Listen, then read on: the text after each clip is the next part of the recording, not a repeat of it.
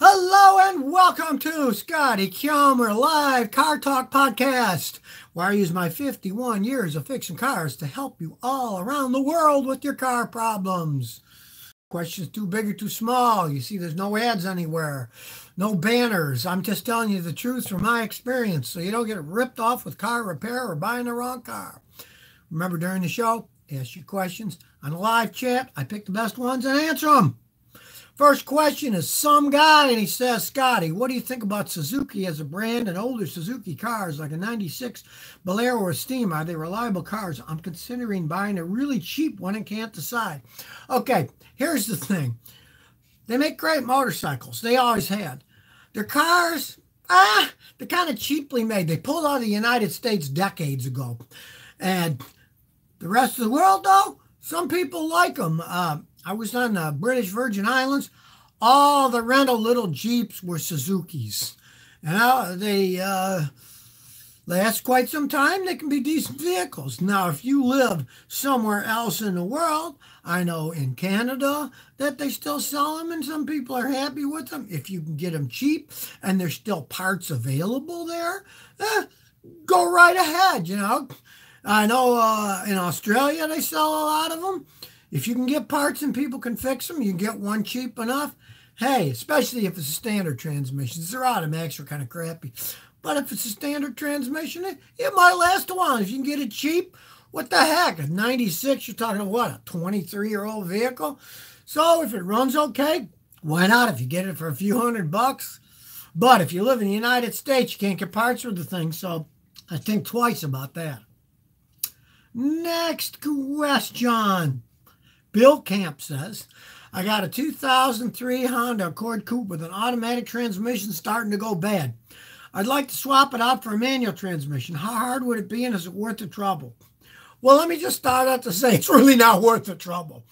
To change an automatic to a standard, you got to change the computer system. You'd have to cut holes, put in a hole for the gear shift. You would have to hook up a clutch pedal somewhere and bolt that on, and the hydraulics. It is a giant pain in the butt. I've had customers do that, and they all, after they did it, said, gee, Scotty, I'll never do another thing like that again. It was just too much of a headache. All that stuff that you got to change out. And, of course, the transmission is different. So the drive shafts are different, too. You got to swap them out. It is a pain in the butt. If you really want one, go get a standard transmission and get rid of yours, because it is a gigantic pain in the rear end, swapping all that stuff out to make it work correctly. Believe me, I'd had people do it, and they all, to a man, said they'd never do it again. Next question is Chase91. Scotty, I got a 2014 Mazda CX-5. I changed my oil around 10,000 miles. Do you recommend I should change it more with the Sky Active technology? I would. If you had full synthetic oil, I change it every 7,000 miles. With normal oil, I change it every 5,000 miles. Those engines, as they age, have problems with the Sky Active technology, with all that crazy variable valve timing thing, and a lot of it is motorcraft design that have problems anyways. Oil is cheap. Engine work is super expensive. Like I say, I change it every 5,000 miles with conventional and 7,000 with full synthetic oil. I wouldn't buy the vehicle in the first place, but you have it. So definitely you want to take good care of it because it's expensive stuff to repair. Next question is Tyler Barker, and he says, Scotty, I got a 95 Mazda MX-5 Miata. I replaced the slave and a clutch master, but it still won't go into gear. If I try to start the car and first it jumps forward and cuts off, help. Okay, first of all, make sure you get all the air out of the system. Bleed all the air out. But that said, if you sit in it overnight, get up in the morning, you step on that clutch, and it's rock hard the whole time, you don't have any air left. And if it still jumps out, then you got a problem in the transmission. Because the clutch and the master, if they're nice and tight and they push down and it still has a problem getting into gear, you got a transmission problem with it. And those are notorious as they age for having some problems in their transmissions wearing out internally. Next question is, on a good day, 627. I guess on a good day, 626 was taken. Scotty, I recently bought a 2008 Toyota Matrix. When it warmed up, it vibrates at idle, especially the stoplight. Sometimes it's so strong the car starts shaking. Any thoughts? Okay, first thing you want to do is watch my video. Make your car run better with a little spray cleaner. You buy 2 cans of the spray cleaner, costs you maybe 14 bucks total, and follow all that cleaning. A lot of times it'll fix it all. You get carbon buildup on a throttle or the MAF sensor gets a little dirty. Try that. That's often the case.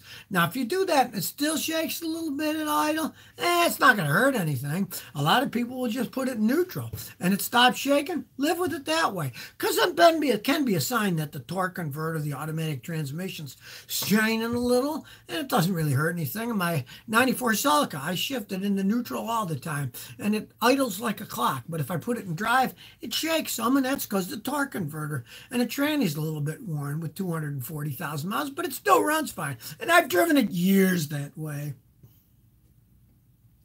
Next question. Turbo says, should I buy a 2008 Honda CR-V with 70,000 miles for 5K, or a 2005 Volkswagen with 160,000 miles, or $3,000 for my first car? Oh, definitely get the Honda. Those are great vehicles. If it's only got 70,000 miles. Volkswagens are endless money pits to begin with. And with 160,000 miles and being 14 years old, I wouldn't waste $3,000. I wouldn't waste $300 on that car. The CR-Vs are excellent vehicles. I would definitely go with the CR-V, especially with that low mileage on it. $5,000 for that is a steal. Next question. Robert Phillips says, Scotty, what do you think of Bars Leak? It's a good product. When I get a customer and say they don't have much money to spend, and I say, okay, you got a leak in the radiator, or you got a leak in the head gasket. And the radiator isn't that bad. It might cost $400 or $500 drive out. But if it's a head gasket starting to leak, it's going to cost at least $1,500. And I often use the Bars metallic seal up. And sometimes it can stop the leak for years. It doesn't hurt anything. It doesn't clog anything up. The only thing you have to realize is if you have a leak in the cooling system, look at the coolant. Get a turkey baster when it's cold. Suck out some of it, squirt it into a glass, and look at it. If it's all dirty and corroded, first thing you got to do is flush it all out. Get it clean, then try some sealer. Because you do not want to use a sealer in any vehicle that has clogged up, dirty coolant, because then it can clog up everything. You want to always use a sealer with clean coolant. Or if it's summertime, pure water, you can put it in for a week and see what happens. It won't hurt anything running it for 1 week. But if you are going to run it with coolant, you want to make sure the coolant is clean, 50% coolant, 50% water, then put a little of the sealer in. But I've seen that Bar sealer seal up leaks pretty good. It's been out there since I was a kid. Even my grandfather's day, that company was around. Next question.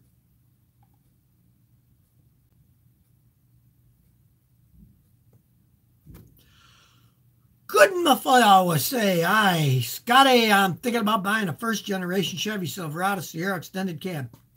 Are they reliable and dependable? How many miles are reasonable in a price range? Thank you. Okay. Well, the first-generation Silverados were pretty well-made vehicles. The only thing is, they're pretty old. That was a long time ago. If you're buying something that old, there's all kinds of problems they could have. And if I personally wouldn't buy any vehicle like that if you're paying any amount of money that's got more than maybe 150,000 miles on it, because then you're gonna have to worry about transmissions going out, engines, and all that stuff. But then again, it depends on what you're paying. If you're buying one, they were pretty well built, and say you got to put 1,800 into a rebuilt transmission, well, heck, go ahead. The engine's in good shape. I mean, go ahead. Those are vehicles that you can keep fixing and fixing and fixing. They're nothing like the later model GM cars and trucks that have problems up the wazoo. The old ones were pretty reliable. So, I mean, if you want to find one that's in decent shape and maybe put some money into it, go right ahead, or find one that somebody took really good care of it. I wouldn't buy a new one, but those old ones, the first generation ones, are pretty well made.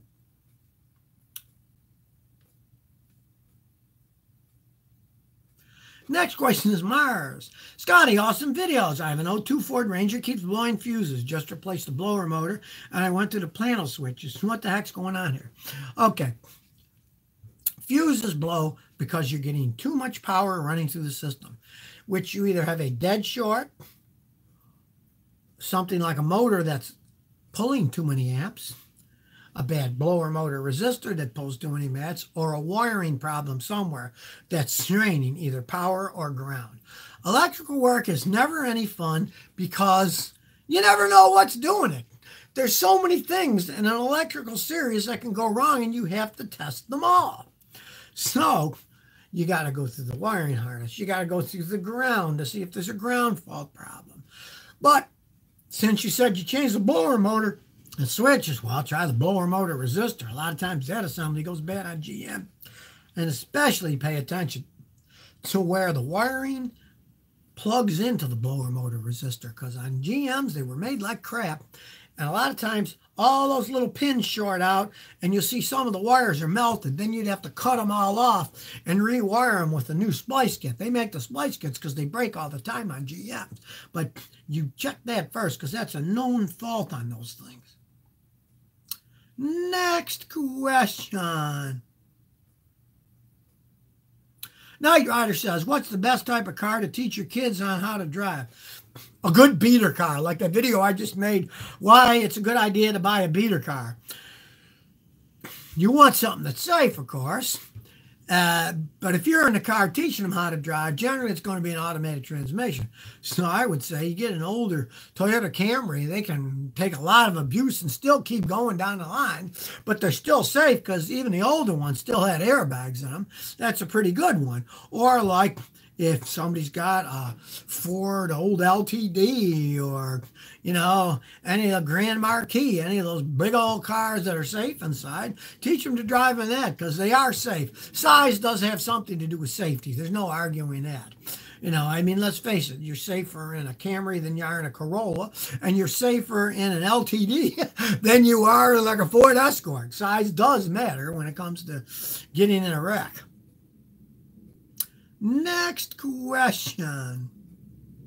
Aldo says, my speedometer starts to work, but then it stops. Okay, if it comes and it goes, generally it's a problem in the electronics. When I was younger, all cars were simple. All they had was a speedometer cable that went from the transmission to the speedometer head in the dash, and the cable would break or the dash unit was breaking. It was really easy to check. You just have to pull the cable out of the dash, drive around, put your finger on it. If it still spins, you know, the cable's okay, and then it's the dash unit. But today, they're all electronic. And they've been that way in most cars since maybe '94, so it's been a long time. There's speed sensors on them. A lot of times the speed sensors start to go bad. And then you just replace them. Usually they don't cost 40, 50 bucks. They just bolt in and out. But if it's not that, then it's generally the head unit in your dash. And those are pretty expensive. If that's the case, a lot of guys will just go to a junkyard and buy the whole dash. Used one. If it's an older car for maybe 50, 60 bucks, put the whole thing, plug it in, and away you go. Sensor's the easiest thing to try out first, though. Next question.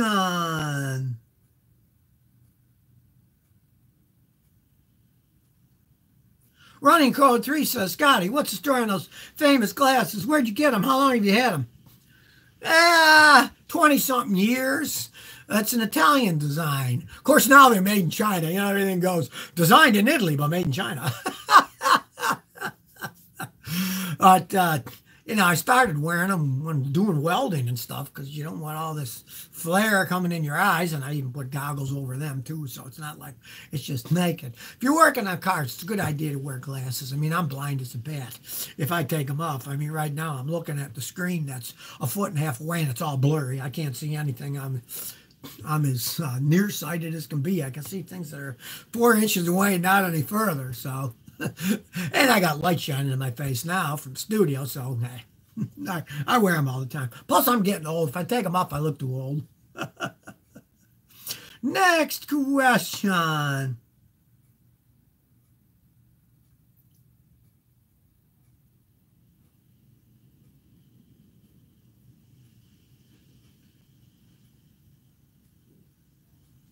Aaron Chase says, got a 98 Bravado. All-wheel drive doesn't work. Worked 2 months ago. No codes being thrown. Help. Okay.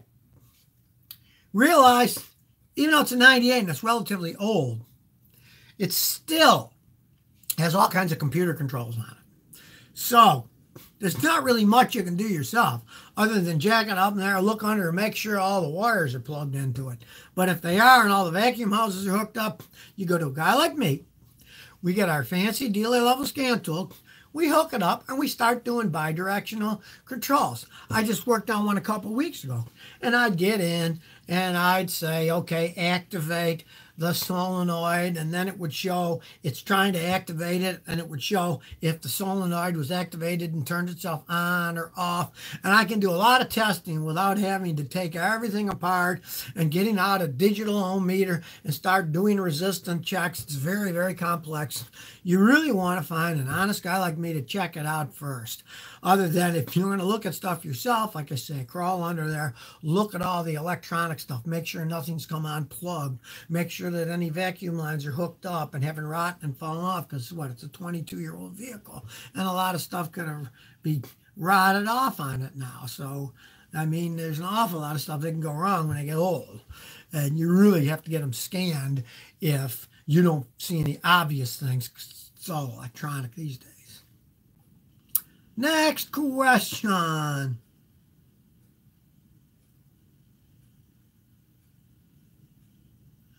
Daniel Ayala says, Scotty, got the 93 Nissan pickup on your recommendations. Great so far. What are the issues, quirks in the truck? Should I worry about the future? I love your videos. Well, it's a really old vehicle. What, 26 years old? But they were well made back in 93. If it's a standard transmission, it could run forever. Now, the automatic transmissions are the weakest things of those trucks. But if it works fine now and it isn't automatic, it can still last quite some time as long as you baby it. And don't go peeling out all the time and try to ram the accelerator as fast as you can when you're accelerating. If you baby them, they can last quite some time. I got customers with them that have 250,000 miles. They're still going down the road in them. You'll never see that in a late model Nissan. They just don't hold up since Renault merged with them, but just keep taking care of it. Don't overheat the engine. Change the oil regularly. Change the coolant once every 3-4 years. Just take care of it, and you never know how long it's going to last. Next question. Rob Fern says, is there any way to check the batteries in each TPMS module without going to the dealership?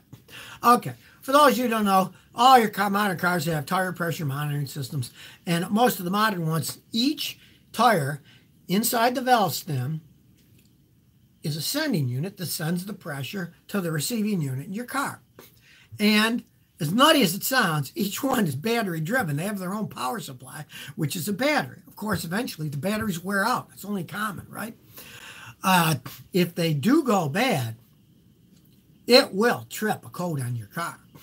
And then when you read the code, it'll say sensor number 1, 2, 3, or 4. And with a good scan tool, you can even drive down the road and you'll see there's no signal coming from the right rear tire, and you'll know that that's the one that's bad.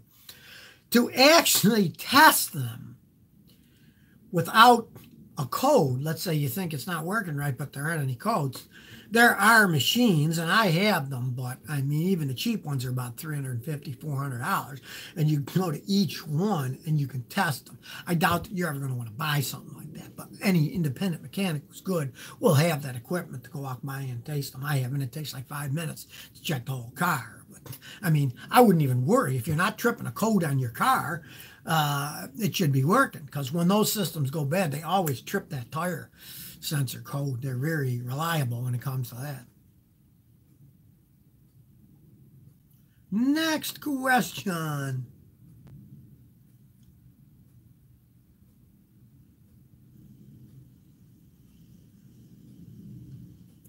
Jordan Davenport says, Scotty, my 01 Corolla shifter cable seems to be broken. I can only find parts at the dealer for $250. Any way to get the aftermarket? I've called a few junkyards, no luck. Okay. What you want to do is start out with a place like Rock Auto Online and go to Hemmings Auto News. and look and see if anybody at either of those has them. If they don't, odds are you're going to be stuck with a dealership for that part because it's such an oddball part. But you could also check any really good junkyard that's got a Watts line, 1-800-WATTS line, and usually somebody somewhere in the country has them. The only thing is it's such a hassle to take that cable out of that car. Most of the time when they tear them apart, they just cut the old cable and pull the engine and transmission out. And don't think, because it's a real job taking it apart and putting it in. It is not a fun job to replace those cables when they go out. It's an awful lot of work.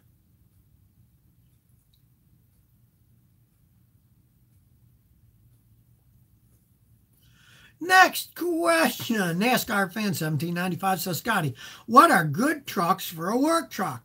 I'm looking for a good truck under $5,000. Thanks. Well, good luck on that because everybody wants a good work truck for under $5,000. Now, for a regular sized truck, medium or small truck, you can't beat the Toyotas. They run forever. They're just very hard to find and they have very high resale value because of that. Everybody knows they're great trucks.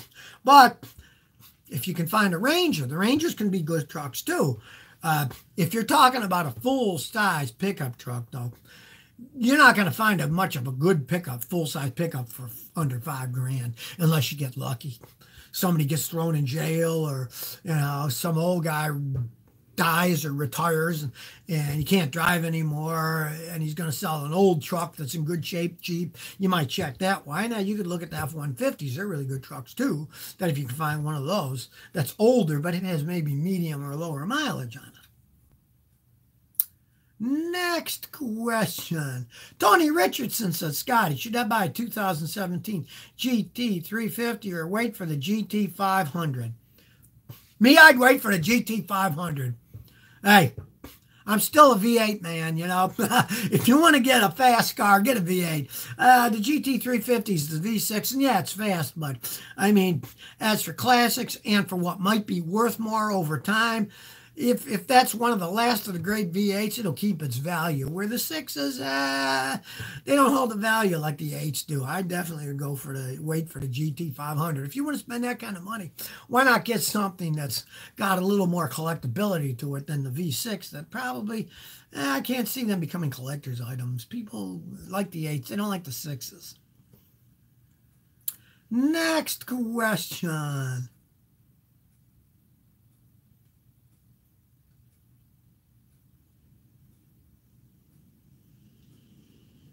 So Rambo says, Scotty, what's your opinion on a 2000 Dodge Ram 2500 Cummins 5.9 auto? My grandfather has one and he loves that thing. Okay, well, okay, it's a 2000. I'm not a Dodge fan, as everybody who watches me knows, but it's a 2000. It's got a Cummins engine and it's probably got an Allison automatic transmission. And those engines and transmissions are really well made. And if it's a 2000 and it still runs and the body's held up on it, it could be a good truck, The newer ones, they've had a lot of problems with. I saw the other day that one of these Consumer Reports rated the 3500 Ram as the worst vehicle of 2018. So, but a 2000 now, that could be a decent vehicle. I've had customers with them that were happy with them, with that Allison transmission and the Cummins engine. Yeah. Next question. Daniel Heredia says, Scotty, I got a VW Jetta GLI 2.0 Turbo. Has 130,000 miles. It runs like new. I really take care of it, but when it goes over 4,000 RPM, it starts smoking. What could it be? Well, there's a lot of reasons a car can smoke. It's a Volkswagen with 130,000 miles. If you're curious about the engine, do a wet and dry compression test. You take out all the spark plugs, do the compression test with a gauge dry. Then put about half a tablespoon of oil in each one and do it wet. And if you see the pressure goes up a whole bunch more on some of them, with the wet, that means the piston rings are worn. That's why it's burning up. Now, if you do that and the pressures don't change all that much, then it's probably the turbo starting to go out, which is very common on the Volkswagens because they're oil lubricated and cooled, the turbos. And as they age, the seal goes bad. And then when it's really spinning fast, it sucks some of that oil in and it'll start smoking white. So just being a gambling man myself, I guess your turbo seals are probably going. But do that test I just told you about and you can tell. Next question. Mudo Prego says, greeting from Georgia. I have a Trailblazer with an exhaust leak coming from the manifold. I've been to a couple of shops. They said estimates about $600 to replace it. Is it reasonable? Well, yeah, because it's such a pain in the butt taking it apart. And if it's an older one, you got to be real careful because those are cast iron manifolds and they're bolted to cast aluminum heads. And a lot of times the bolts start to break off. It can be a royal pain in the butt swapping those things out without destroying half of the vehicle. So if they guarantee you that, you know, they're going to do a good job and that's what they're going to charge you, yeah, just don't take it to somebody who's thinking, a lot of stuff's going to break. I'll charge them a whole bunch more money when I start taking it apart. Make sure that there are reputable shops that people have dealt with before. Next question. Brian says, is the 2013 Chevy Sonic a good car? No. That's one of the worst cars that GM ever sold. You know, really cheaply made. I've had customers with them that they hated the cars, but then they saw that when they tried to sell them, when they're 4 or 5 years old, they get almost nothing for them. So they just kept driving them like as a junker car, use it for work back and forth and get a reliable Toyota for their nice car and just use that until finally, if it does transmission go out again, and then they don't want to put any more money, they're just junkless thing. They're really not very good cars at all. Do a little research online too. You'll see that I'm not the only one that feels that way. Next question.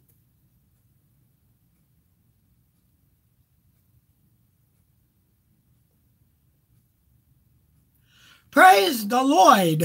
That's a good one. Should I go to school to learn to be a mechanic or just try to find a shop to teach me on a job?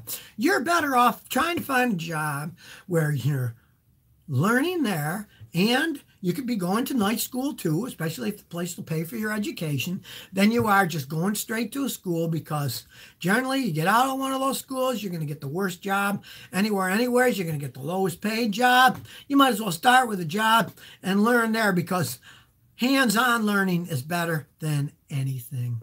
My father, he used to have a guy that worked for him, and my father paid to train him, and he got ASE certified, and really, he was still the worst mechanic in the garage. He could do book learning, but he wasn't that good at fixing stuff. I mean, that's just kind of the way that goes. I never went to any training. My grandfather never went to any training for fixing cars. If people have knacks for fixing something, generally they can just go and start fixing it. And especially today with the internet, where you can look stuff up, get all kinds of information anytime you want. If you got a knack, especially if you're into electronics with modern cars, you're better getting a job and then learning on the job than you're wasting $20,000 to $40,000 of your own money and then find out you're getting a job that's barely paying you more than minimum wage and you got to buy your own tools. Next question. Keechichin04 says, is a Jeep Liberty 2003 a good car for $3,000? Okay, I am not a Chrysler fan, but in 2003, they made them a lot better than they make them today, 16 years later since Fiat took over. And if it runs good and a mechanic checks it out for $3,000, it could be a decent vehicle. But you have to have a guy like me check it out before you throw your money out, because there's so many things that can go wrong with those things in the engine, the transmission, the electronics. And we real mechanics with our good dealer level scan tools can hook stuff up. 5 minutes, we can find out all kinds of stuff if there's any real serious problems with the vehicle. And if we say, yeah, don't buy it, don't buy it. Listen to what a good mechanic tells you. But it could be a decent knock-around car for that price, just because it's an older one. Next question. Talking Al Vape says, Scotty, what do you think about the Ranchero and El Camino? You know, I always thought those were kind of cool vehicles. Those are the old, is it a pickup truck? Is it a car? Is it a station wagon? What is it? You know, it was in between. But I thought they were kind of cool. And now they're kind of making a comeback. People collect them. People fix them up. They never were gigantic sellers, but they were kind of an interesting setup where they looked kind of like a car and they rode kind of like a station wagon. They rode better than a truck, not as good as a car, but better than a pickup truck. And like I say, if you're into fixing up old cars, still, if you price around, you might be able to get one at a decent price, fix it up and have some fun. They're not outrageous there. They're not like going out and buying a 67 Mustang where you're going to have to pay a ton for the vehicle. So you can still get them reasonably cheap and have some fun with them. Well, that's it for this week. Remember, every day of the week, I upload 2 videos on the Scotty Kilmer channel on YouTube, so subscribe. You'll never miss another one, and hit the notification bell so you never miss when I put a new one up. And I'm here every Thursday at 1 p.m. Central Standard Time on YouTube Live, answering your questions worldwide, and Saturdays at 10 a.m. Central Standard Time on YouTube Live. I'll catch you then if I don't see you until then.